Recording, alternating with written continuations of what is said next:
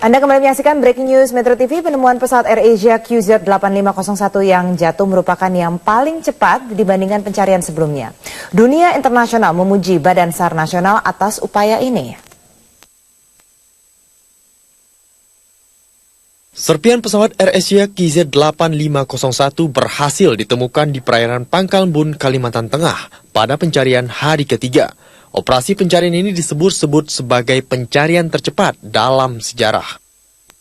Media internasional memuji pencarian yang dipimpin Basarnas kali ini. Indonesia disebut sebagai negara yang memiliki kemampuan pencarian dan penyelamatan paling baik di kawasan Asia. Sementara itu, pemerintah Korea Selatan berterima kasih kepada pemerintah Indonesia atas informasi yang cepat terkait adanya 3 warga Korea Selatan yang menjadi korban penumpang AirAsia QZ8501. Kadispen TNI AU Marsikal Hadi Cahyanto mengatakan penemuan AirAsia kali ini merupakan yang tercepat dibandingkan dengan pencarian sebelumnya. Kecelakaan pesawat sebelumnya terjadi pada insiden kecelakaan pesawat Adam Air tahun 2007 silam. Tim Liputan Metro TV. 3 jenazah yang sudah teridentifikasi diantaranya 2 penumpang AirAsia dan 1 kru pesawat AirAsia. 2 jenazah penumpang AirAsia yaitu Hayati Lutfiah dan Kevin Alexander. Sedangkan 1 jenazah kru pesawat AirAsia yang sudah teridentifikasi yaitu Hairunisa. Hasil identifikasi ini berdasarkan kartu identitas yang menempel di tubuh jenazah. Hal ini dikemukakan oleh Kolonel Yayan, Kapten Kapal KRI Bung Tomo.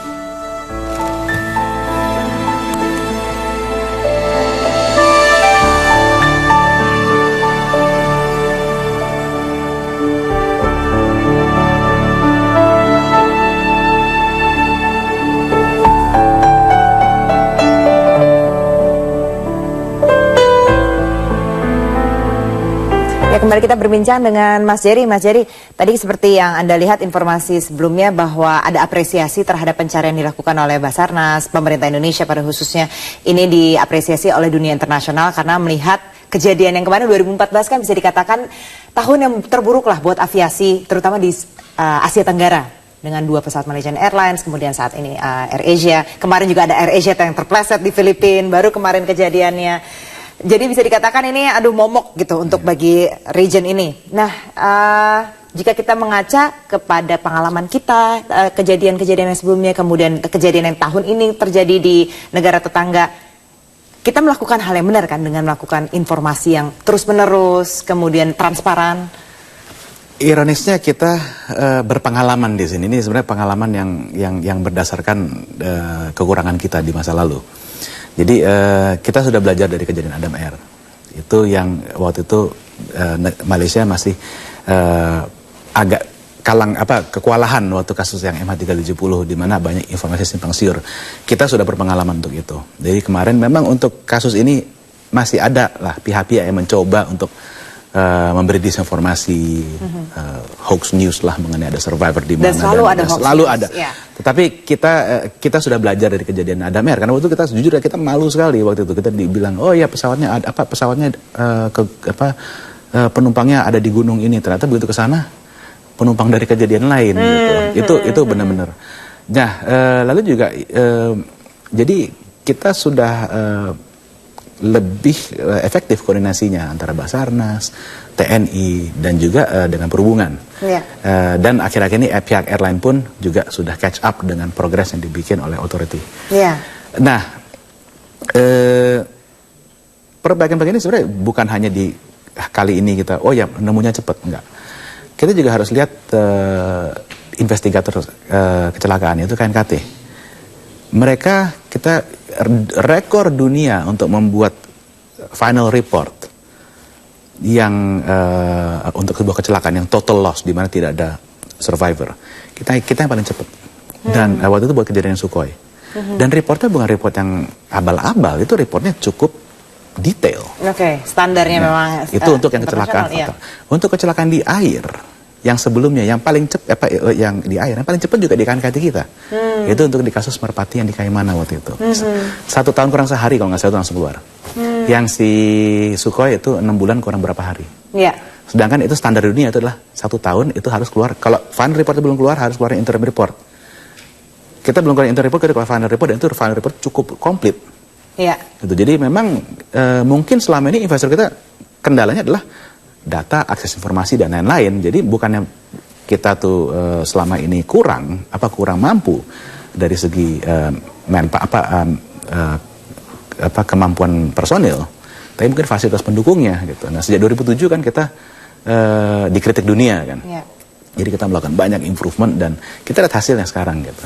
Accident rate kita memang tetap akan masih ada kejadian. Sayang itu zero accident itu fiction kalau saya bilang. Tapi yang kita harus lakukan adalah itu goal. Kita harus tetap mencari bagaimana kita meminimalisir tingkat kecelakaan itu serendah mungkin. Gitu. Oke, ini mungkin bisa dikatakan masih terlalu dini ya untuk melihat atau menganalisa apa yang terjadi dengan AirAsia gitu. Tapi saya harus tanya ini ke Anda karena pasti banyak sekali yang bertanya-tanya dengan penemuan yang sudah cukup signifikan kemarin maupun saat ini terhenti. Sebenarnya apa sih yang terjadi? Ini teori mana yang bisa diterima begitu? Awakah ini benar-benar karena menghadapi awan CB atau apa sebenarnya yang terjadi, terutama di traffic yang sebenarnya sering banget dilewati hampir setiap hari dan ribuan yang ada lewat di situ? Oke, ini mungkin kita lebih harus objectively assuring ya kita karena begini, langit ini kan bergerak, udara itu bergerak, jadi ada pesawat yang lewat di depan belum tentu belakangnya itu akan mengalami hal yang sama. Gitu. Yang depan mungkin smooth, yang belakangnya guncang, belakangnya lagi bisa kena smooth lagi, belakangnya bisa kena guncangan lagi. Itu sudah memang nature seperti itu. Nah, tentunya sekarang musim hujan, banyak yang khawatir awan CB di mana-mana. Tetapi satu, kecelakaan ini kan sekarang makin jarang. Gitu. Memang justru karena makin jarang, setiap kali ada kecelakaan, hebohnya lebih besar. Itu sudah otomatis, itu natural. Itu natural. Dan juga dengan improvements di safety yang dijalankan selama ini, setiap subsequent accident, jadi setelah accident berikutnya itu akan menjadi lebih simple atau lebih misterius. Karena yang wajar itu pelan-pelan di-solve oleh perbaikan-perbaikan safety. Gitu.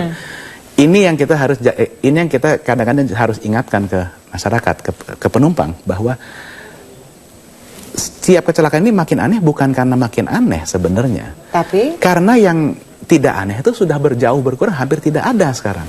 Tapi kenapa kok tidak bisa dihindari yang kejadian yang seperti awan CB di jalur-jalur yang sebenarnya memang sudah sering dilalui begitu?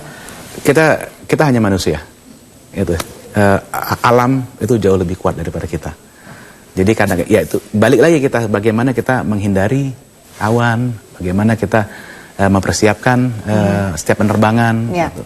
Karena ini pasti kan apalagi di saat musim